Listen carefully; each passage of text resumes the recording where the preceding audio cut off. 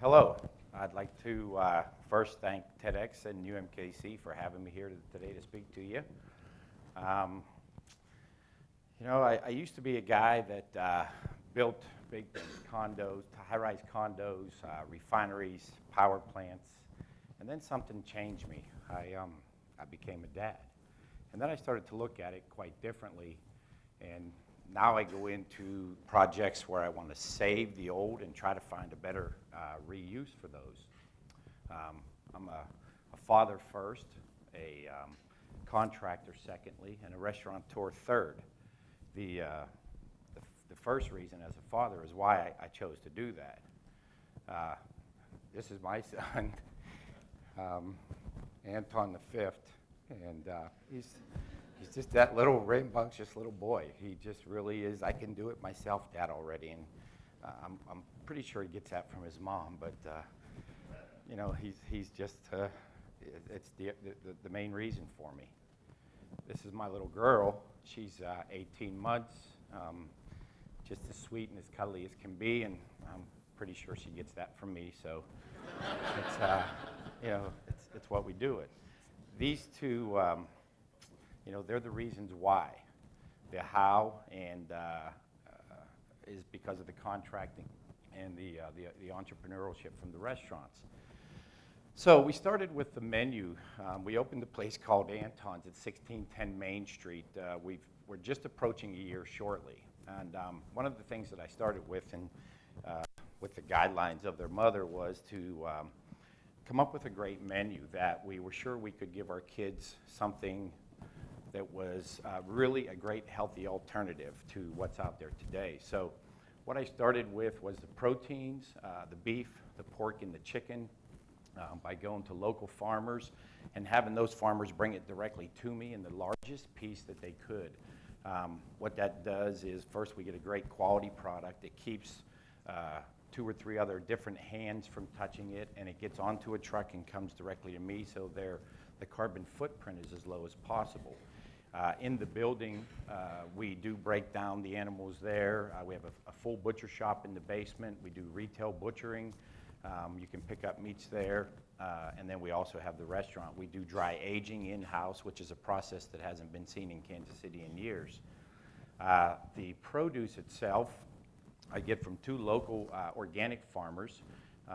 They just do a great job for us. And I think when I told them that I wasn't going to buy 30 pounds of tomatoes a week or whatever, they were kind of concerned about it. And so what we've come up with is we're buying 600 a week, 600 pounds of carrots at a time, 400 pounds of cauliflower. And what we're doing with it is that we're canning it right now through the season so that we have fresh organic produce through the winter time at a very good price.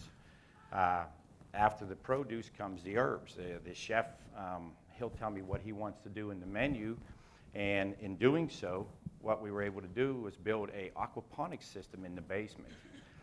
Aquaponics is raising fish. In this case, it's tilapia, and we pump the water from the tilapia tanks up into beds of hydrotone, and then those beds, it's a soilless substrate we grow the herbs in, and the kitchen gets to use the herbs that we grow. The herbs filter the water. That water goes back to the fish clean. So it's a big ecosystem happening right in the basement. And it's always been my contention that I wanted to know where my food was coming from, especially for my children. And this is available for the public to see. You can walk in and see this going on. So it's pretty interesting. The building itself was 1898. It's one of the oldest buildings left on Main Street today, and it was in bad shape. When I saw it, I actually had shown it to 2 other gentlemen that wanted the restaurant, and they wanted nothing to do with it. And that's when I decided I was getting back into the business. So it was important to me to decide then that we were going to save everything that we could. The bar, the front bar, the back bar, they've all been recycled again. The back half that goes up to the upstairs, you can see some the white polycarbonate in the back, those white strips, that's from the Antioch Mall. When they were tearing that down up north, we went up there. That's the old signs that were on the mall. So you can see them there again. All the light fixtures in the place have been taken from somewhere else. Habitat Restore was very helpful in finding those. All the tables and chairs, all the equipment in the building. I bought one brand new piece of kitchen equipment for this restaurant, and it was a custom-built steak oven. Obviously, we do pretty well nice steaks. So, but it also, we have an upstairs area, and that doubles as an art gallery also. You can see some of it here, and we do event spaces and things. So it's a very multi-used building from what it used to be. We implemented a bunch of green technology into the building. I purchased a bunch of compressors from Chrysler. They were closing or had closed a plant 10 years ago in Oklahoma. And a friend of mine that does demolition called me and said he had these old water-cooled compressors. And I bring them. I want to see what they are. So he brought them up to us, and I got into them, and they actually were working. They're 38 years old. And ironically, they're one of the most efficient pieces of equipment on the market still today for refrigeration. What I did with them, though, the normal hookup would be to hook the water up to them, the city water, and when the compressor kicks on, city water runs through it and down the drain. With 6 of them in the building, it would have been 120,000 gallons of water a month down the drain. I took and stopped that. I captured the water coming out. In the wintertime, what we do is pump it through the floors. This is radiant floor tubing. We put new concrete floors in the basement. So we pump that water through the floors. Also, off the other end of it, we're able to pump the water into the hot water tanks. So I don't pay anything to heat hot water, and I don't pay about 30% of my normal gas bill. So I'm saving over 70% of my natural gas use in that building by doing it.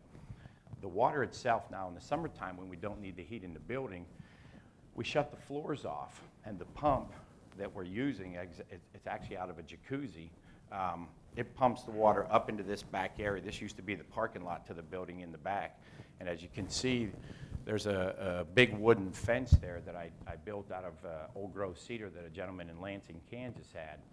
And we use it now as a cooling tower. So that water is actually recycles down through it, falls back into the basement by gravity. If it goes back too cold, the system knows it and will shut off the wall itself and put it back underground where it picks the heat up that it left behind the first run through. So it's a smart wall that was built with Rainbird yard sprinkler valves and a thermometer. It's pretty fun. What it's caused, though, is my water use now, instead of the 120,000 gallons a month, is less than 3,000. So there's a huge savings there in water also.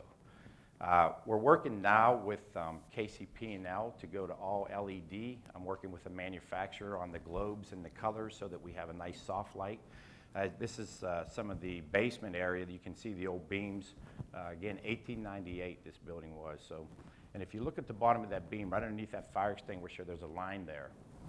That line was where the original floor was in that basement. When we went down there, it was only about 5.5 feet tall. So we did dig down and lower the floors in the basement so that we could use the whole basement and everything.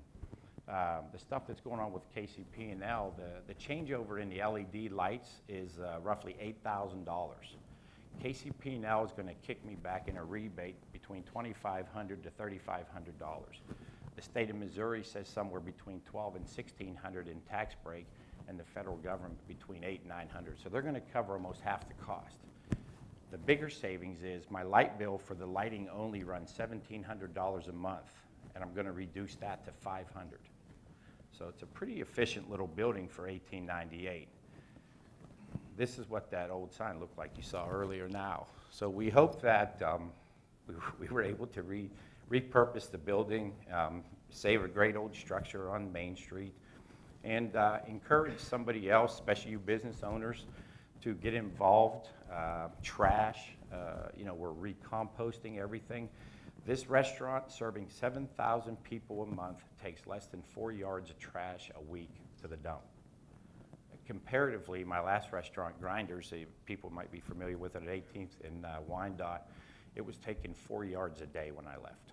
I sold that 3 years ago. So there's a huge savings. Ripple Glass gets all of our glass. Missouri Organic gets all of our food, paper, and cardboard. The only thing really seen any dump at all was the plastic, and we're working hard right now to find a taker for that also. So if anybody gets a chance and you just want to get out and come check it out and see it happening and working, it's pretty, you know, to me it seems fairly normal. I just get down there and tinker with it every day, but apparently it must be something that everybody wants to see. So we appreciate it, and thank you very much for your time.